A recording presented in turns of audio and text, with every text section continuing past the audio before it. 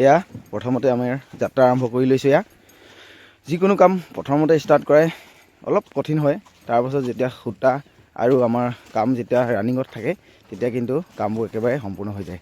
তাকে এয়া কামটো আমি প্ৰথম আৰম্ভ কৰিব লৈছোঁ। এয়া চাওক কেনেকুৱা লাগিছে। যদি ভাল লাগিছে আৰু কাৰোবাৰ ঘৰত যদি এনেকুৱা ধৰণৰ লগাবলগীয়া আছে আপোনালোকে অৰ্ডাৰ কৰিব পাৰে, নাম্বাৰটো দি ৰখা হৈছে। নমস্কাৰ, মই বৰ্তমান আছোঁ এটা বাংলোত। গতিকে এই বাংলোতনো মোৰ কি কাম চলি আছে তাকে আপোনালোকক দেখাব চেষ্টা কৰিম।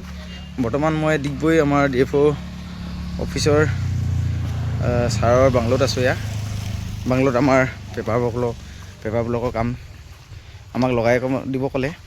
গতিকে আমাৰ কাম কেনেকুৱা চলি আছে তাকে আপোনাক দেখাব চেষ্টা কৰিলোঁ। প্ৰথমতে বাংলোটোৰ গোটেই পৰিৱেশটো দেখাব চেষ্টা কৰিছোঁ। এয়া কিমান সুন্দৰ কৰি ৰাখিছে আমাৰ DFO ৰেঞ্জাৰ ছাৰে।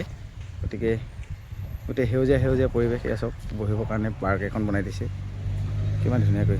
এয়া আৰু পেপাৰ ব্লকৰ কাম হৈ গ'লে এই বাউণ্ডেৰীটো মাৰিব কাঠেৰে।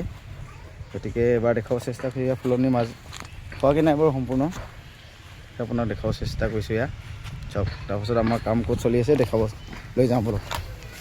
এইপিনে এয়া ব্লক পেলাই দিয়া হৈছে, ব্লক আৰু এয়া কাম চলি আছে।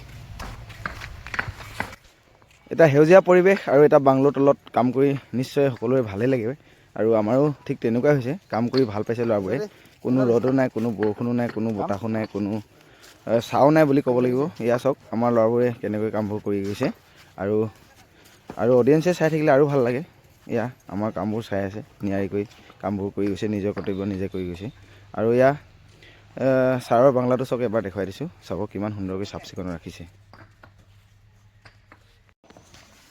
এয়াই আছিল আজি মোৰ দিনটোৰ ব্লগটো ব্লগটো চাই কেনেকুৱা পালে নিশ্চয় জনাব কমেণ্ট বক্সত।